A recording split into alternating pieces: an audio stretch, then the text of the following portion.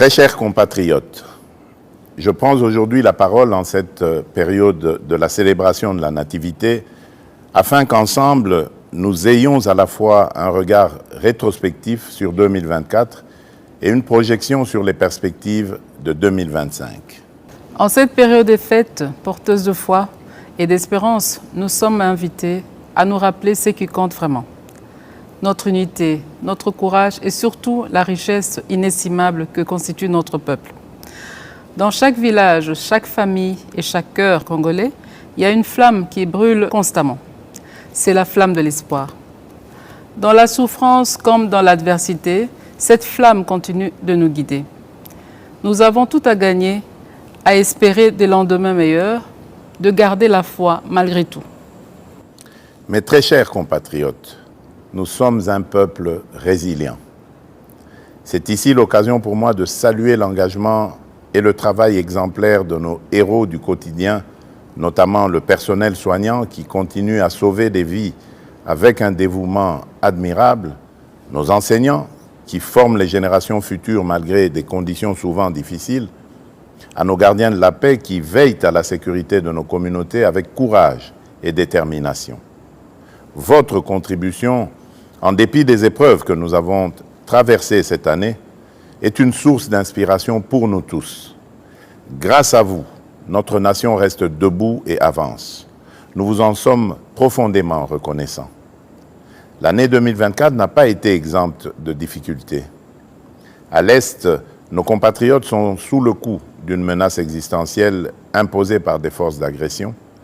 Les difficultés sociales pèsent lourdement sur de nombreuses familles et nos villes sont confrontées à l'insécurité urbaine et à des embouteillages qui testent au quotidien notre patience. À celles et ceux qui ont perdu des êtres chers, aux déplacés internes arrachés à leur foyer, aux valeureux patriotes résistants au Wazalendo et aux vaillants soldats qui, au péril de leur vie, défendent avec honneur notre souveraineté, nous exprimons toute notre compassion, notre profonde gratitude et notre immense respect. Ce qui nous menace n'est pas plus fort que notre foi en un avenir commun et notre capacité à résister ensemble. Toutefois, malgré ces épreuves, il est important de reconnaître que notre pays progresse. Il y a des domaines où les résultats sont beaucoup plus marquants et porteurs d'espoir. Par ailleurs, les efforts entrepris par le gouvernement, bien que parfois peu perceptibles, portent déjà leurs fruits. Pas à pas, nous nous relevons. En cette période où l'esprit de Noël réchauffe nos foyers, à travers des gestes simples de partage et de solidarité, nous pouvons réconforter ceux qui souffrent et tracer ensemble le chemin vers les lendemains meilleurs. Nous sommes un peuple forgé dans l'adversité et marqué par des décennies de lutte, un peuple fier. Mais pour définitivement triompher, il nous faut réapprendre à nous unir, à cesser de nous diviser pour des bagatelles. L'unité et l'amour de la patrie sont les clés de notre renaissance et de notre salut collectif. Gardons cet engagement qui nous galvanisera, car ensemble, rien ne nous est impossible. Mes très chers compatriotes, nous avons le pouvoir de relever les défis et d'écrire un nouveau chapitre de notre histoire. Je crois en vous, en notre nation et en notre capacité à avancer, quoi qu'il arrive.